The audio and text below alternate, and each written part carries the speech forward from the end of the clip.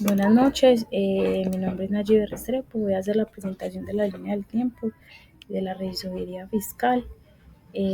Vamos a iniciar en el año con el primer acontecimiento, que fue en el año 1887, donde la ley 57 marcó un hito en la regulación de la contabilidad y la revisoría fiscal, dándole paso a la formalización de la función de esta para una mayor transparencia y control financiero de las empresas. Aunque esta ley no reguló la revisoría fiscal de forma directa, el objetivo principal era establecer reglas sobre la vigencia y la interpretación y aplicación de las leyes en Colombia, no sobre figuras contables ni de control, mas sin embargo su importancia para la revisoría fiscal fue indirecta y de carácter histórico-jurídico por tres razones. La primera clave fue porque estableció bases de interpretación legal. La revisoría fiscal es una figura que se consolidó más adelante, pero para aplicarla y regularla fue necesario contar con principios claros sobre cómo interpretar las leyes. La ley 57 determinó que cuando la ley sea oscura debe acudirse al espíritu del legislador, la equidad, la costumbre y la doctrina, lo cual también ha servido en casos donde la normatividad sobre la revisoría fiscal tenía vacíos o ambigüedades. Segunda razón, incorporó principios generales al derecho. Ante la ausencia de la regulación expresa sobre la revisoría fiscal en 1887, los principios generales del derecho sirvieron como sustento para el control de la gestión empresarial y la transparencia y la confianza pública en la contabilidad.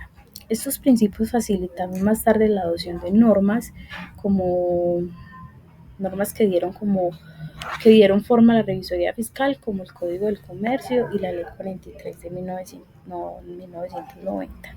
La tercera razón fue porque garantizó la fuerza obligatoria y publicación de las leyes. La asistencia a la revisoría fiscal como institución jurídica obligatoria en ciertas empresas solo tiene sentido dentro de un sistema donde la promulgación y la obligatoriedad de la ley estén claros. La Ley 57 de 1887 aseguró que ninguna norma, incluida las que después regularon la revisoría fiscal, pueda exigirse sin publicación oficial.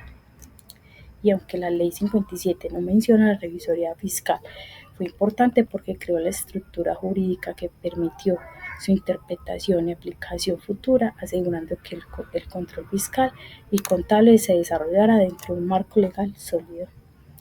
El segundo acontecimiento fue en el año 1939, donde la resolución del 18 de diciembre de 1939 dijo que la Superintendencia de Sociedades exigió que los balances deben ir firmados por el gerente, el secretario, el revisor fiscal y el contador de la sociedad.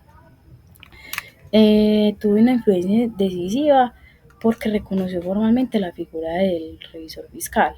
Fue uno de los primeros actos normativos que exigió la presencia de revisión fiscal en las sociedades anónimas, marcando el inicio de su regulación en Colombia.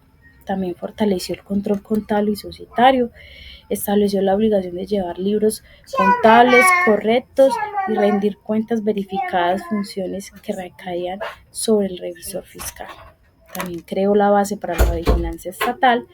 La resolución vinculó la labor del revisor fiscal con la superintendencia de sociedades, lo que convirtió este cargo en un instrumento oficial de control y de transparencia de las empresas. La Resolución 1 de 1939 institucionalizó la revisoría fiscal como un mecanismo obligatorio de control interno y externo en las sociedades, preparando el camino para su regulación posterior en el Código del Comercio del año 1971 y la Ley 43 del año 1990. El tercer acontecimiento fue en el año 1984, donde se expide la Ley 43 de 1990, que establece el marco legal para la revisoría fiscal, define el rol del revisor fiscal, regula el ejercicio de la profesión y esta marca una ley de profesionalismo en la revisoría fiscal en Colombia. Esta ley 43 es fundamental para la revisoría fiscal porque como primero la profesionalización obligatoria. Estableció que un solo contador titulado puede ejercer como revisor fiscal, asegurando competencia técnica y responsabilidad legal. También sus funciones y el alcance determina que el revisor fiscal, también estados financieros, supervise el cumplimiento de normas legales, estatutarias y de normas regularidades. Los principios éticos exigen la independencia e integridad y objetividad, pilares para garantizar que el revisor fiscal actúe con transparencia y sin conflicto de interés. En responsabilidad disciplinaria y sanciones, el revisor fiscal responde ante la Junta Central de Contadores y puede ser sancionado por incumplimiento. La Ley 43 fortaleció la revisoría fiscal al convertirla en un cargo regulado, ético y profesional, con funciones claras y responsabilidad pública. En el año 1900, el cuarto acontecimiento fue en el año 1994. El Consejo Técnico de la Contaduría Pública emitió el pronunciamiento 7, definiendo la revisoría fiscal como un órgano de fiscalización que debe examinar estados financieros y evaluar el control interno. Siguiendo normas de auditoría aceptadas, estableció 4 tipos de auditoría: financiera, de cumplimiento de gestión y de control interno, este último basado en el marco COSO. Entonces, en el pronunciamiento 7 del Consejo Técnico de la Contaduría Pública, se refirió a la revisoría fiscal en Colombia. Este documento fue emitido como una guía técnica y doctrinal para interpretar el alcance, las funciones del revisor fiscal conforme a las leyes vigentes, especialmente el Código del Comercio y la Ley 43 de 1990. El pronunciamiento 7 contiene la naturaleza y el objetivo de la revisoría fiscal, que define que es un órgano de control independiente, obligatorio en ciertas sociedades con funciones de fiscalización y aseguramiento. La independencia y la ética profesional refuerza que el revisor fiscal debe mantener una independencia de criterio y cumplir con los principios éticos de la Ley 43. En las funciones principales, examinar y determinar estados financieros, verificar el cumplimiento de las disposiciones legales, estatutarias y decisiones de los órganos sociales, verificar el cumplimiento de las disposiciones legales, estatutarias y decisiones de los órganos sociales, reportar irregularidades a la asamblea y autoridades competentes. En el alcance del trabajo y las normas aplicables, indica que el revisor fiscal debe aplicar normas de auditoría generalmente aceptadas como las NAGA y actualmente las normas internacionales de auditoría NIA cuando correspondan. La responsabilidad profesional: el revisor responde disciplinaria, civil y penal por incumplimiento de sus funciones. Y la importancia de este pronunciamiento es porque uniforma criterios sobre el ejercicio de la revisoría fiscal en Colombia, sirve como guía doctrinal para las interpretaciones en auditoría y control, refuerza la responsabilidad social, revisión fiscal como garante de fe pública. El pronunciamiento 7 no crea nuevas obligaciones, pero precisa, declara cómo debe actuar el revisor fiscal conforme a la ley ética y las normas de auditoría.